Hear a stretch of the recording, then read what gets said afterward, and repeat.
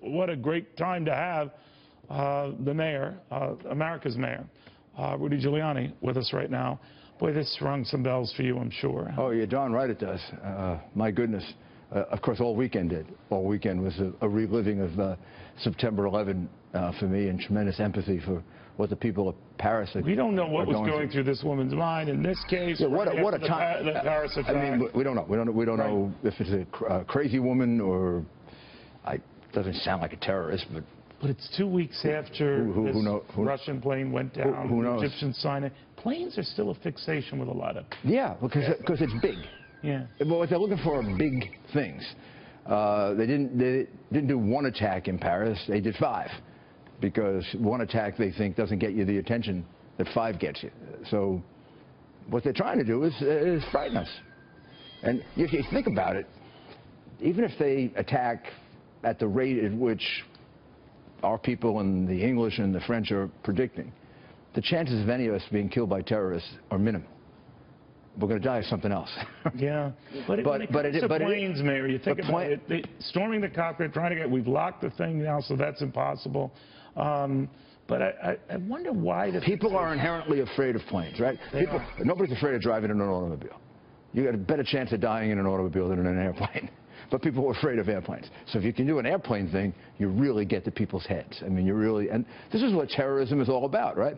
This is not like Hitler trying to take over countries. This is like playing with your head. They can't take us over. I mean, I think even the craziest one realize they can't take us over. But they're trying to play with our heads. They're trying to show we're weak, that it can disrupt our economy, it can disrupt our way of life. And whether it's planes or not, for those of you just tuning in, talking to America's Mayor Rudy Giuliani, this was an incident. This is a plane, the British Airways flight that had to make an emergency landing at Boston's Logan Airport after a woman tried to storm the cockpit, get into the cockpit. She came close. She was tackled. We don't know what was going on, whether she just lost it, whatever. We'll find out shortly. But can you imagine for the folks on that plane, it had to be very scary. Only, of course, days after these Paris attacks. I mean, we're all cognizant of terror. You've got to be thinking about it. Look at the school that canceled the trip to Paris. That was in the papers today, and it's got everybody. People who do that. I mean, for good reason. How do you advise them? My advice always is screw them. Go ahead and do it. And if there's a threat, stand up to them and show them it's not going to stop you from leading your life. But everybody has a right to make their own decision about it. Bill de Blasio was on the wires a little while ago, Mayor, saying this fear about letting Syrian refugees in here doesn't have any place in our country. We're open to that. I'm paraphrasing here. What do you think of what he's saying? Well, I mean, 30 governors are saying that. I mean, this idea you're vetting them is a joke. One of the things my business does are background checks, right? And we also have set up background check systems for businesses. So how do I do a background check? I check somebody's records. There are no records on these people. We don't have records. You can't vet them. And you don't think ISIS is capable of creating phony identifications and phony records? My God, of course they're capable of that. That can be done by a half-wit criminal on the street. So if you were any one of these governors, they're going to be in on a conference call, 30 of them, we're told, including one Democrat with the White House tonight on this. What would you be asking? I would say exactly what records constitute your vetting. I mean, do you have their birth certificate, their criminal record? Do you have their employment record?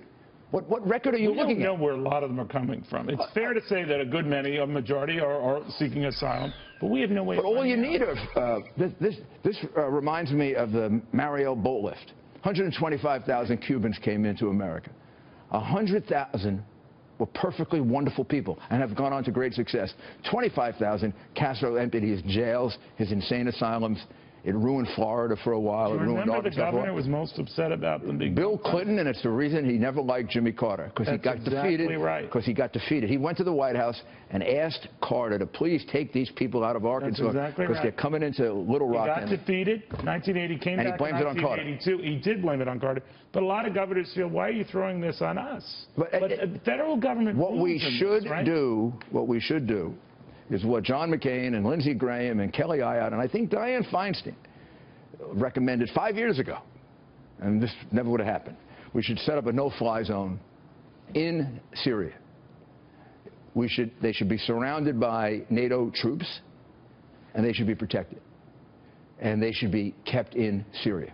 They should not be overwhelming Jordan. They shouldn't be overwhelming Western Europe. They shouldn't be overwhelming the United States. Syria is their home.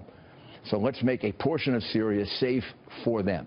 That would also push back ISIS somewhat, which we have to do. And that's the answer to it. They should stay where they are, and we should protect them there and expend the resources that are necessary. Well, how French, do you handle, the English, this the Americans. happened, I remember, after 9/11 for you, and you had to deal with it crisis by crisis.